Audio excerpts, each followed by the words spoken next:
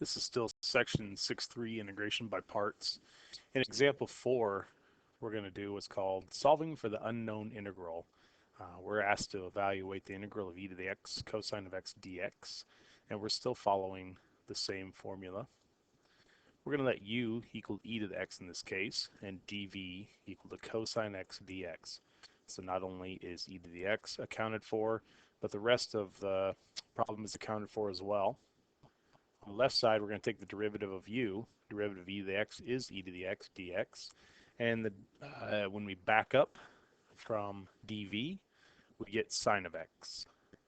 Following the formula, we get the following line. The integral of the original problem equals u times v, or e to the x times sine x, minus the integral of v du, which would be e to the x times sine of x dx. Well, we didn't make up a whole lot of ground because we almost have the exact same problem, except instead of having cosine, we have sine. So we're going to do this process again.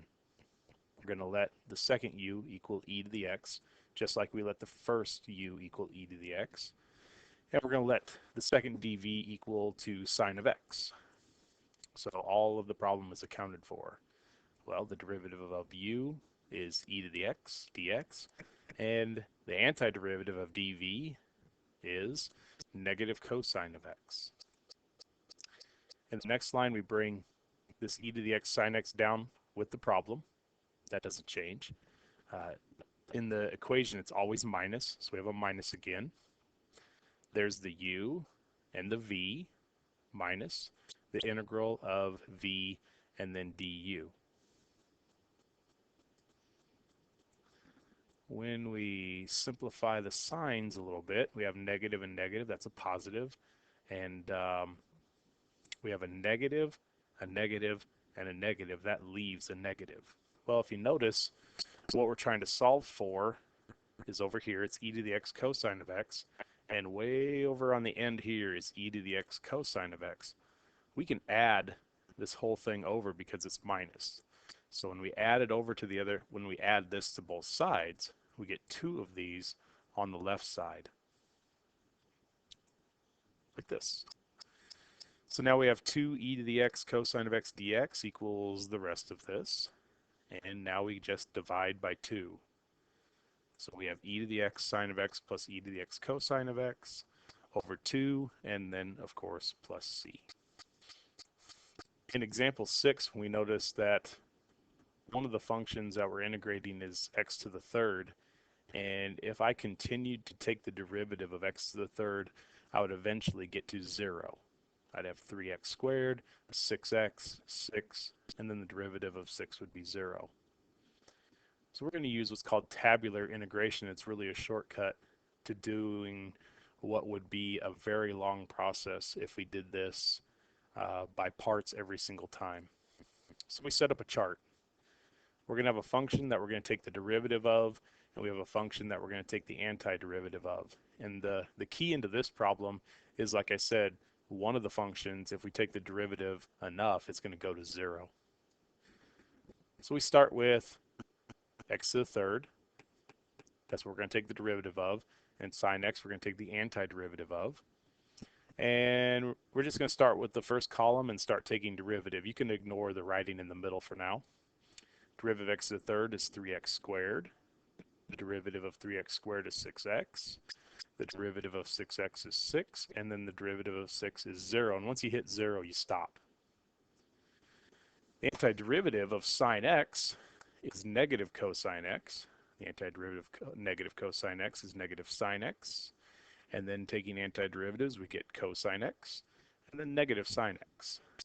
And you stop with the integral as soon as you get to the same line as the 0. Next, we draw diagonal arrows. Starting with the top left, we draw an arrow down to the next level, go to the next step, draw down to the next level, and continue that process. Down to the next level, down to the next level. And the signs for these arrows always start with a plus, and then they alternate. So it goes plus, minus, plus, minus. The answer to this problem is right there. It's x to the third times negative cosine x, which we have right here. 3x squared times negative sine x, but negative times a negative gets you a positive. There's the 3x squared sine x. Next is 6x times cosine x with a plus in the middle, so everything's plus. So this is a plus. And last, we have 6 times negative sine x, but there's a minus in the middle.